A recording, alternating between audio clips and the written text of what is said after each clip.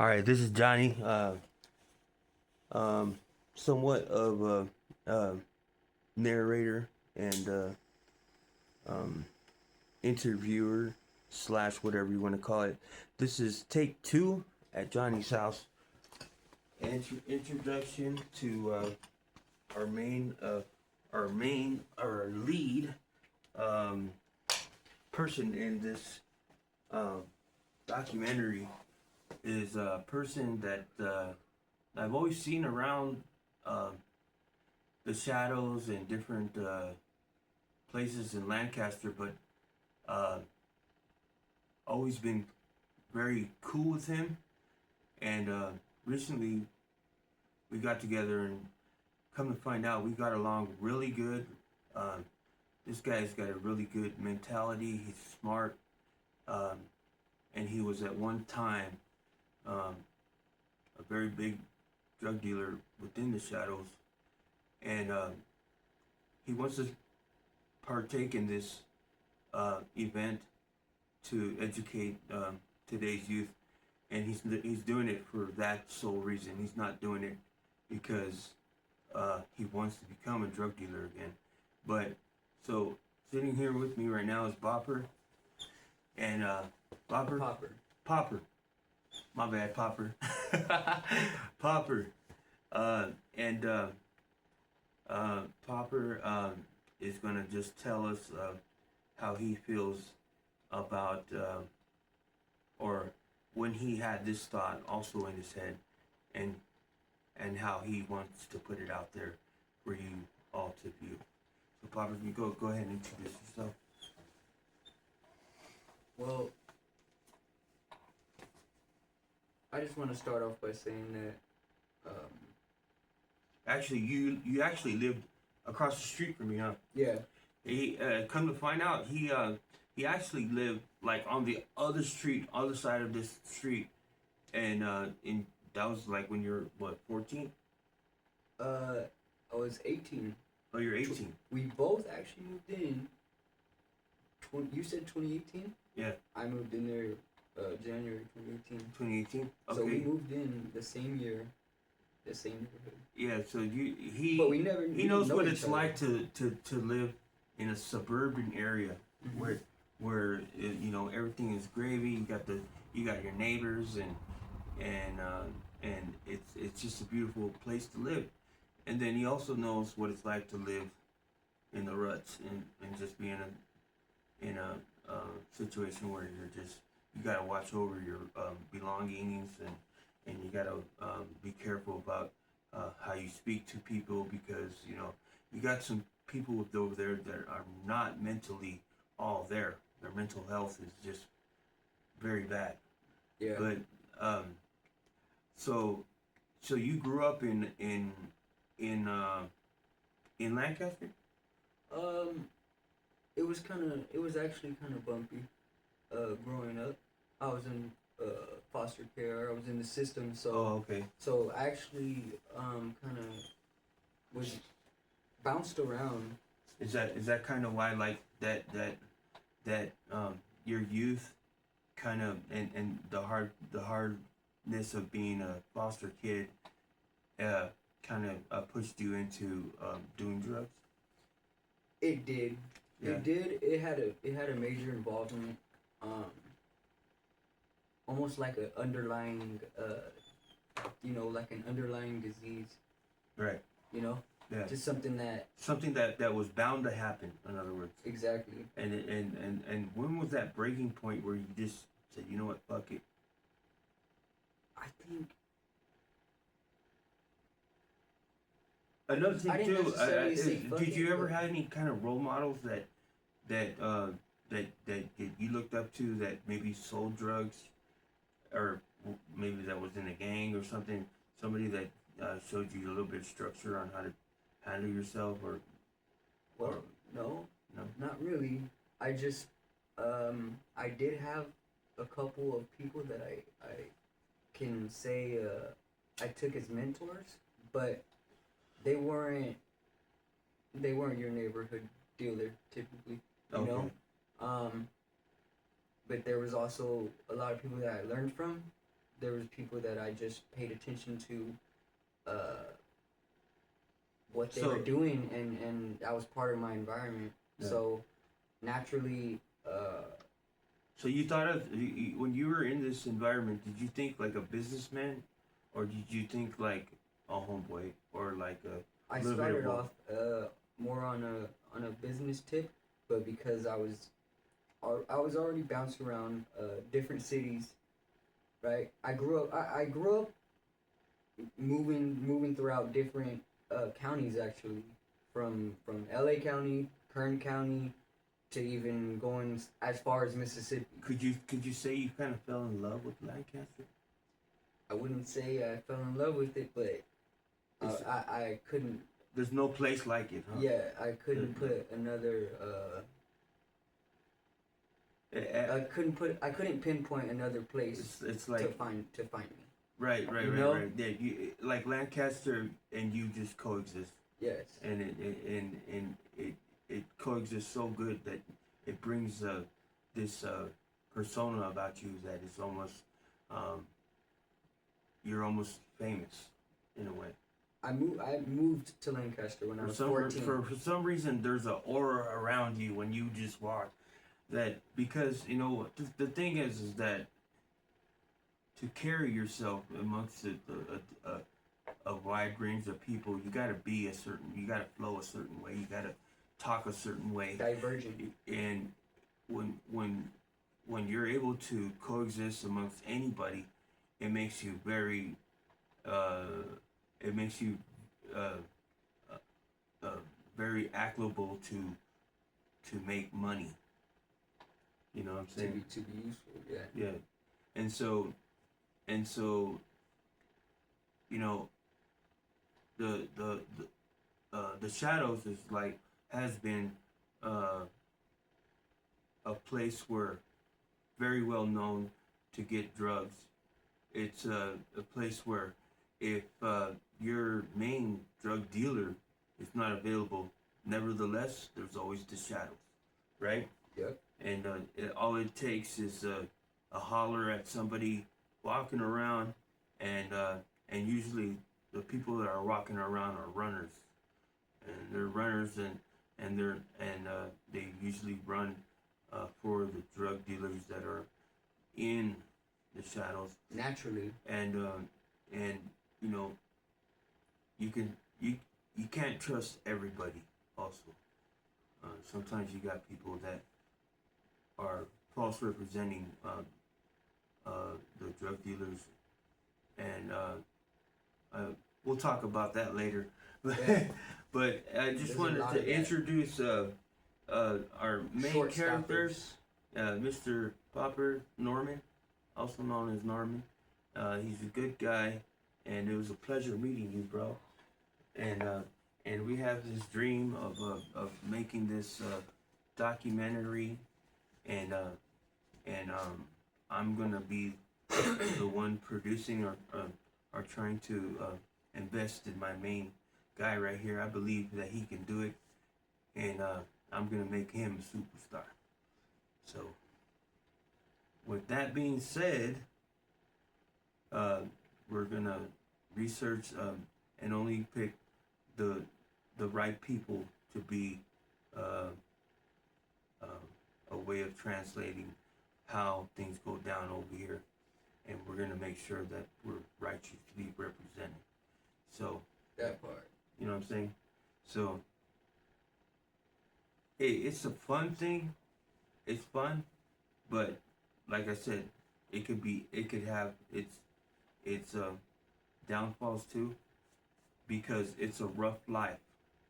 To You don't get a bed you can sleep on every day. Sometimes you got to be able to just knock out on a chair, or just wherever. Sometimes, I mean, I'm talking like they shut down a good. They had the Regal got shut down. Uh, T-Bird got shut down. Um, I don't know what the other one is after that. Oh, the Bonaire got shut down. This um, the one after that they converted into a homeless shelter. Then they got the Palms, they converted that to a homeless shelter, and then you got America's Best, which is they've been that one's shut down. Yep. They're not doing homeless shelter there. It's just been shut down, and the one that I first encountered was Lancaster Inn. That's where it all started for me. Um, um, they all got shut down, and now we got this one, the last hotel standing. And before it goes, and I'm not saying I hope it doesn't go. Actually, I mean, I hope it stays there forever. But if it doesn't, we want to be able to say that we got the footage, man. You guys got the most out of it. We got to get an example of what it was like to be there, and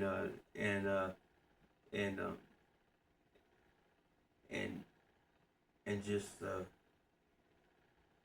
and show the world, because it deserves to be shown. Okay. It's not the place that you plan to go, but it's a place it that you saves just lives end up though. at. I'll be honest with you. I mean, it's a lifesaver sometimes, especially during the winter, huh? Yeah. Like, Yep. There's people, put it like this: when people come and you meet somebody, and it's kind of like having a friend over at your house, or right. and It's that a friend group just of never people leaves, that are there for each other too, huh? When people show up, man, I kid you not, the people that are already there amongst us will be like, yeah, they're not going to be leaving anytime soon. Yeah, it could be our first time meeting this person. But everybody's got a role to play. Everybody, if they're staying, they best believe they're gonna need to be either contributing. come back, or they're gonna be there. Yeah. For a minute, because. But do you make them contribute in some kind of way? Yes. Yeah. You have to carry your weight, and you have to get with someone's program, or you gotta have your own program. Right. And so sometimes there's not always a spot for like hopefully I'm pretty sure we'll be able to show you what it's like firsthand. But because within the shadows itself, it has its own program as well. Yeah. It's like a unwritten rules, or you just respect each other's territories, or yes, or domain, or whatever you might call it. And most people. And when you cross the line, there best believe there's consequences that happen, and I don't know if we'll get any of that, but we're gonna go just and film, and when shit pops off, I mean, I'll try to be there to, or at least have a crew there to show you. It's impossible not to see, the lifestyle that people indulge in when you're there. How are the members of like the employees there that work there? Are they cool, or? Yeah, they're cool. We fuck with them, and they fuck with us. They know. I think that they understand. They understand, and I think that they've accepted it and have almost. They want to take care of you. Taken an enlightenment in it, yes. Yeah. Because there's employees that were supposed to change locations, and they're still there. Matter of fact, they live there. Yeah, there's they have a separate. There's a separate living area for them where they house these employees. Yeah, as well. But what I was trying to get at is, certain employees have grown to know you. Yes. And actually, like, befriend you. Yes. And actually give you favor in certain situations that are very helpful. Yes. Right. And I'm pretty sure that they know the bad seeds, as far as the people that are a nuisance, and they kind of can tell the difference between a good or bad they also they indulge. You know, I don't want to get anybody in trouble, but they indulge in the environment and not too much. But they gotta act like they don't, like that, like they're not benefiting, but they are. You know, everybody has skeletons in the closet. It just what are those skeletons and to who? Right. You know, like Anybody could be bought out. You know what I mean? Yeah. You just have to have the right thing for sale. Exactly. You know what I'm saying? Whether it might be pussy, whether it might be fucking drugs, whether it might be devices, like, you know, whatever, clothing. I mean, there's so many different things. And they weren't always so keen to even partake in doing any business or anything like that. They usually would try to strictly stay to their jobs.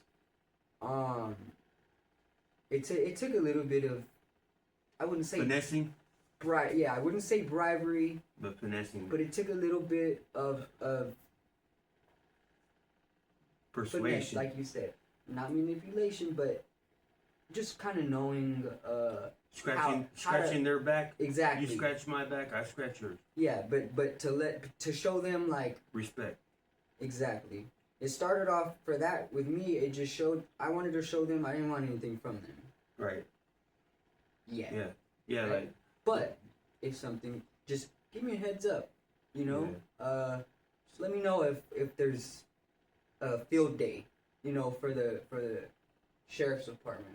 You know, because they like definitely. To come in and they check the.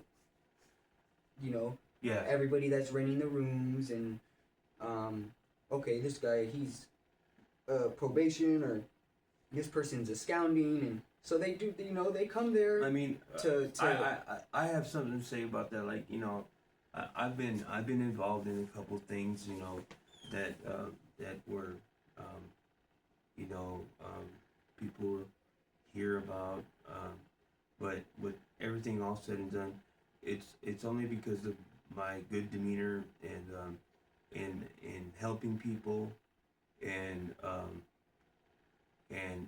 having good credit with people and has kept me safe and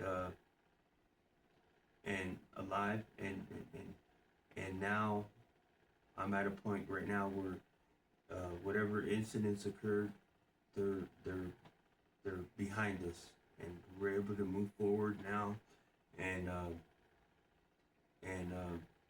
give these people some type of reward for their life and the things that they go through, because you got to keep in mind that we're all humans and we all make mistakes and we all have feelings and we go through probably just as much as your everyday Joe that doesn't do drugs.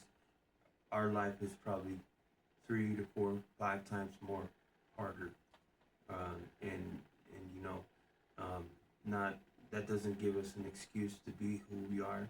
We reap what we sow, and at the end of the day, you know, I respect everyone, whether if it's a drug dealer, whether if it's a guy going to work in the morning to make a living for his family. I respect everyone, and you know, I was married to, you know, to a family that has showed me how to carry myself as not as a South Sider, because I'm not from nowhere, but they gave me structure, they gave me morals, they taught me how to coexist with these gang members, and I understand the way that they think. You know, you got to be careful about how you talk and what you say, because you know, when you first meet somebody, they're watching you, they're making sure that you're not, you know, some kind of rat, some somebody for some reason, something. But anyways, I just thought I'd let you know. Now's the time for us to get it out there and show you guys what it's like to be in the Antelope Valley. Yeah, at the Shadows, because And the Shadow Park is almost like it's like, I can explain it this way.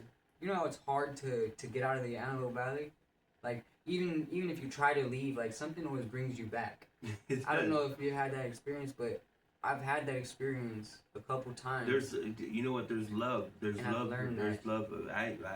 Other people have I as met well. I met him the other day, you know, and for the first time we actually had a chance to kick it, but and for that, like I got a new homie right here, and I haven't had a righteous homie in a while, bro, because I haven't been around, you know, like I said, things happen, and I'm back, and I